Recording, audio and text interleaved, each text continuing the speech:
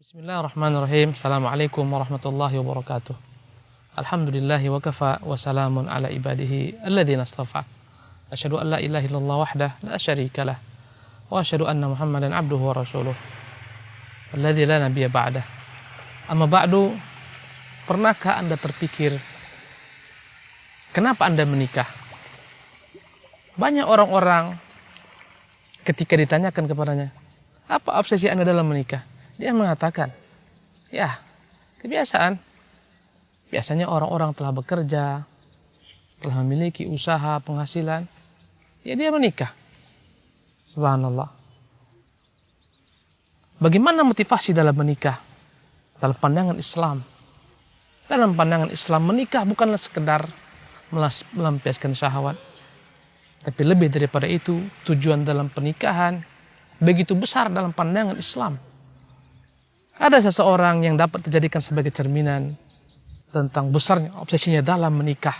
Allahu Akbar. Dia seorang panglima. Namanya Najmuddin Ayyub. Dia berada di daerah Tikrit. Tikrit adalah negeri Irak yang sekarang sedang berguncang. Sahabatnya atau teman atau saudaranya bernama Asaduddin heran dan bertanya kepadanya, wahai saudaraku Najmuddin, telah lama dirimu membujang seperti ini, kapankah engkau menikah? Apa yang membuat engkau enggan untuk segera menikah? Dia mengatakan kepada saudaranya Asaduddin, wahai saudaraku, aku belum menemukan seorang perempuan yang pas bagiku. Maka saudaranya bertanya, wahai Najmuddin, sebegini banyak wanita tidak ada yang pas bagimu? Dia katakan, ya, belum ada yang pas bagiku dalam menikah. Maka bertanyalah saudaranya Asaduddin, apa yang kau cari? Siapa yang kau cari? Kalau engkau mau, kalaulah engkau sudi, saya akan segera mendatangi putri dari raja kita, putri sultan. Atau jika engkau mau, kita akan berusaha meminang putri daripada Perdana Menteri. Dia katakan, wallahi, putri Perdana Menteri, putri raja, tidak ada yang pas buatku. Mereka bertanya, subhanallah, tipe wanita bagaimana yang pas bagimu? Apa kekurangan mereka? Bangsawan, hartawan, cantik jelita, putri raja, putri Perdana Menteri. Apa obsesimu dalam menikah? Siapa yang kau cari? Wahai Najmuddin, segeralah kau menikah. Dia katakan, aku ingin seorang wanita yang aku nikahi, dia mengambil tanganku, membawa diriku kepada Allah Subhanahu wa taala, ke surga Allah Subhanahu wa taala. Yang punya obsesi adalah surga Allah Subhanahu wa taala. Kemudian aku akan berusaha melahirkan daripadanya seorang putra yang saleh, putra yang dididik dengan agama yang baik, putra yang kelak dididik menjadi besar, menjadi putra seorang pendekar yang dapat menaklukkan Baitul Maqdis. Ketika itu Baitul Maqdis dalam jajahan orang-orang salibis, orang-orang Nasara. Dan sungguh antara Irak dan Baitul Maqdis adalah perjalanan yang panjang. Jadi apa obsesi Najmuddin dalam menikah? Dia ingin seorang perempuan yang siap sekiranya melahirkan kelak seorang generasi yang akan dididik dengan pendidikan Islam, menjadi seorang penunggang kuda, menjadi seorang pahlawan yang akan memerdekakan Baitul Maqdis. Wallahi, ini adalah merupakan obsesi yang begitu besar. Dia katakan, yakni berkata ketika itu Asaduddin, di mana kau dapati perempuan seperti ini? Dia katakan, andai kata niatku ikhlas, semoga Allah SWT wujudkan untukku perempuan seperti ini. Hari berjalan, berganti dengan minggu, berganti dengan bulan. Najmuddin belum mendapatkan idaman hatinya, seorang wanita yang sesuai dengan keinginannya, memiliki cita-cita yang besar.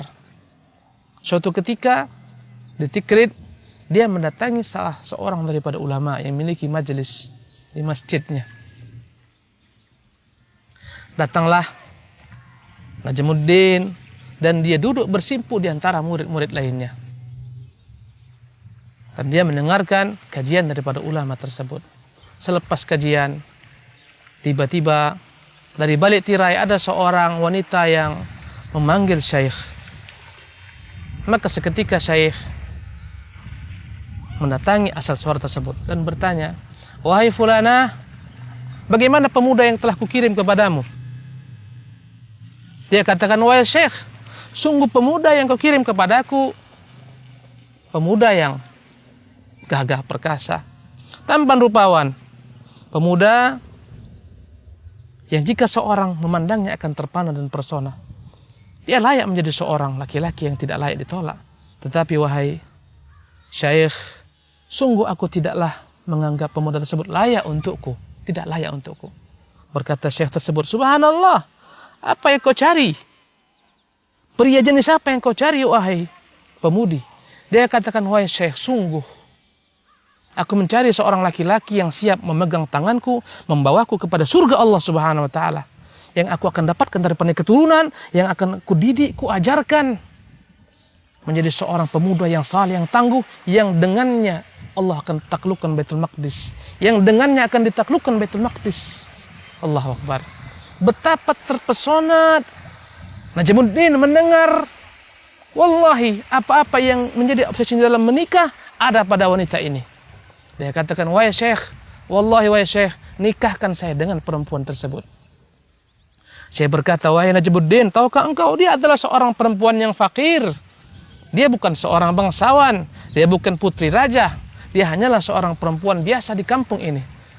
Berkatalah Najmuddin, "Ya Syekh, nikahkan saya. Sungguh cita-cita besarnya yang ada dalam dirinya ada pada saya." Akhirnya mereka pun menikah, subhanallah. Berjalan waktu, lahirlah seorang pahlawan besar yang semua orang mengenalnya, bernama Salahuddin Al-Ayyubi, dari hasil pernikahan antara Najmuddin dengan gadis ini. Allahu Akbar. Yang dengan kelahiran Salahuddin, dia pun menjadi seorang panglima yang dapat menaklukkan Baitul Maqdis. Semua orang mengenal Salahuddin Al-Ayyubi, dialah sang penakluk yang berhasil menaklukkan Baitul Maqdis, mengambil Baitul Maqdis kembali daripada orang-orang salibis. Allahu Akbar. Sungguh betapa serasinya kedua sejoli ini, memiliki visi yang misi sama dalam pernikahan, obsesi besar. Akhirnya semua orang mengenang, semua orang mengenal Salahuddin Al-Ayyubi adalah seorang penakluk, terlahir daripada rahim seorang ibu yang punya obsesi besar, daripada seorang ayah yang punya obsesi besar. Saya tanyakan kepada Anda keseluruhan, apa obsesi Anda dalam menikah? Wallahu tabaraka wa ta'ala alam. Wa sallallahu wa sallam wa baraka ala abdihi wa rasulih Muhammadin. Assalamualaikum warahmatullahi wabarakatuh.